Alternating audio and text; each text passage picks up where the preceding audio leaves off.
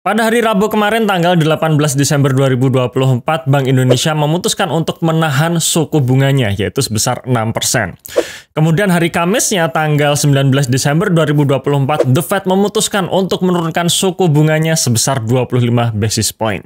Ibarat sebuah momok, ternyata keputusan Bank Indonesia maupun The Fed ini membuat market justru merespon negatif ya, di mana pada hari Kamis kemarin tanggal 19 Desember 2024 IHSG turun 1,8%.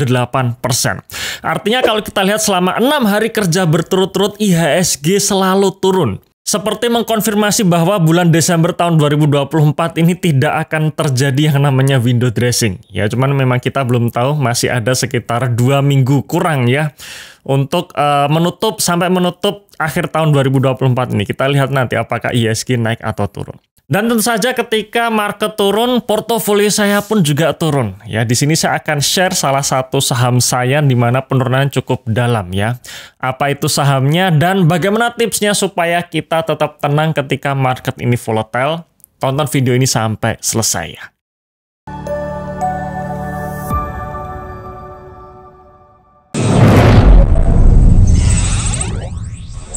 Jadi saat ini saya pegang sekitar 5 saham, di mana 3 sahamnya untuk posisi terupdate ya, tanggal 19 Desember 2024. Satu saham ini turun cukup dalam ya, di mana saham ini membukukan floating loss sebesar 85 juta. Ya, kurang lebih penurunannya sekitar 24%. Satu sahamnya baru turun sekitar 2% dan 3 sahamnya masih hijau. Terus gimana rencananya dengan saham saya yang nyangkut ini? Kalau saya sendiri masih tetap hold ya. Kenapa? Karena ya kita kembali ke basic cara investasi yang benar. Selalu saya share ada 2 aturan ya, ibaratnya 2 aturan yang ini berlaku di bursa dari dulu sampai sekarang dan saya selalu mengalaminya ya, yaitu di mana dalam jangka pendek biasanya harga saham itu tertrigger oleh katalis atau sentimen. Tapi pada akhirnya dalam jangka panjang harga saham itu akan kembali ke fundamental atau kinerja aslinya.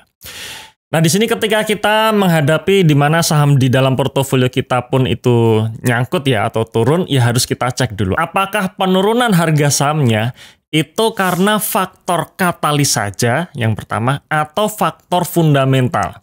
Nah, di sini saya berangkat dari sudut pandang seorang investor jangka panjang ya, yang dimana saya melihat ya bahwa nyangkutnya saham yang saya miliki ini adalah karena faktor katalis negatif saja, bukan karena faktor kinerjanya.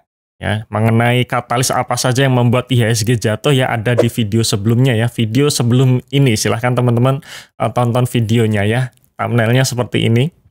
Nah, jadi silahkan teman-teman yang belum menonton video tersebut tonton lagi videonya. Kira-kira katalis apa saja yang membuat market kita jatuh sampai dengan tahun 2024 ini. Nah, sekarang kembali ke saham yang saat ini boncos ya. Saham saya yang saat ini boncos ini.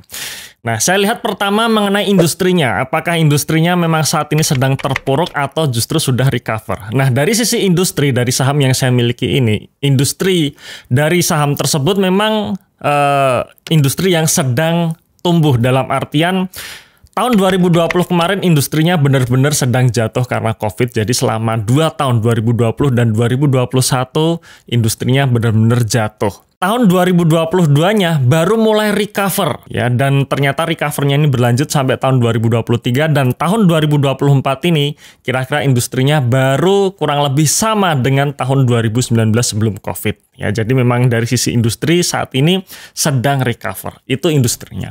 Kemudian yang kedua saya cek lagi fundamental perusahaannya. Pertama neracanya. Neracanya seperti apa? Oh, ternyata neracanya tidak sehat. Jadi memang satu saham ini adalah saham yang sedang turn around ya, berusaha turn around. Artinya memang kondisi neracanya tidak sehat tapi berangsur-angsur mulai membaik. Di mana hutang-hutangnya mulai direstrukturisasi. Kemudian perusahaan juga menjaga arus kas supaya positif. Dan pada akhirnya di tahun 2024 ini perusahaan ini bisa menghasilkan laba. Jadi pada tahun 2020, 2021, 2022 perusahaan masih merugi. Akhirnya di 2023 sudah mulai laba dan 2024-nya mencapai puncaknya ya. Labanya kurang lebih sudah oke. Tapi memang sisi lain neracanya masih belum sehat ya. Dalam artian hutangnya masih sangat besar dan rata-rata semua aset dari saham ini itu dibiayai dari hutang ya, alias ekuitasnya negatif. Nah, dari sini saya coba mempelajari lagi perusahaannya. Ternyata memang target dari manajemen bahwa untuk membuat neracanya sehat dibutuhkan waktu kira-kira 1-2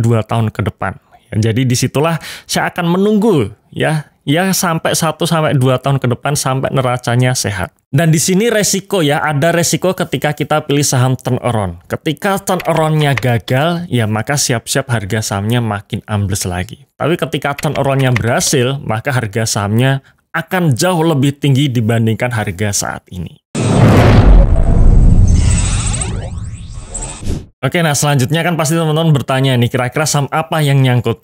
Nah, sebelumnya saya mohon maaf karena saya tidak bisa untuk men-share saham saya yang nyangkut di video kali ini. Tapi jangan khawatir teman-teman sekalian ya. Pada hari Minggu nanti saya akan share, saya akan buka portofolio saya. Dimana nanti teman-teman bisa melihat 5 saham yang saya pegang saat ini dan berapa yang nyangkut, berapa yang masih profit. Nah, pada hari Minggu nanti portofolio saya akan saya share pada ajang eksklusif premium webinar ya, dimana ya sekali lagi ya, ini adalah webinar yang bisa teman-teman join secara free, dan di situ saya akan share bagaimana saya bisa bertahan di tengah market yang sedang jelek sampai saat ini. Perlu teman-teman ketahui juga ya bahwa yield portofolio saya sampai dengan saat ini, sampai dengan hari Kamis kemarin tanggal 19 Desember 2024 secara kinerja keseluruhan masih positif 5,15%. Ya kelihatannya memang kecil, tapi kalau kita lihat secara jangka panjang dari tahun 2020 sampai tahun 2024 saat ini sudah naik sekitar 135%. Ya, jadi kenaikannya 135% dalam jangka waktu ya kurang lebih 5 tahun ya. Jadi bukan jangka pendek. Kalau dibandingkan dengan IHSG, secara year to date IHSG minus 4,06%. Artinya kalau kita hitung secara jangka panjang dari tahun 2020 sampai 2024, IHSG baru naik sekitar 17,4% ya. Jadi 135% dibandingkan IHSG yang baru naik 17,4%. Tentu saja menurut saya itu adalah kinerja yang baik ya, kinerja yang bagus. Ya, apalagi kalau kita bandingkan dengan LQ45 yang secara year to date masih minus 16,44%. Perlu teman-teman ketahui juga ya bahwa LQ45 ini adalah saham-sahamnya para big fund, para manajer investasi. Jadi kalau misalkan teman-teman mungkin sudah berinvestasi sejak awal tahun di reksadana saham, kemungkinan besar posisi saat ini masih nyangkut ya. Berarti secara keseluruhan kinerja portofolio saya untuk tahun 2024 ini masih beat the market atau mengalahkan IHSG sebesar 9,21%. Apalagi kalau kita bandingkan dengan LQ45, artinya portofolio saya masih beat the LQ45 Index sebesar 21,59%. Nah, bagaimana caranya supaya portofolio kita tetap bertahan dan juga mampu mengalahkan market? Sekali lagi akan kita bahas pada webinar hari Minggu nanti, dan ini free, ini gratis ya. Jadi silahkan teman-teman untuk join webinarnya. Linknya ada di dalam deskripsi berikut ini. Oke teman-teman sekalian, mungkin sampai di sini saja video kali ini. Saya tunggu kalian semua di webinar hari Minggu nanti ya. Dan salam Passive Income.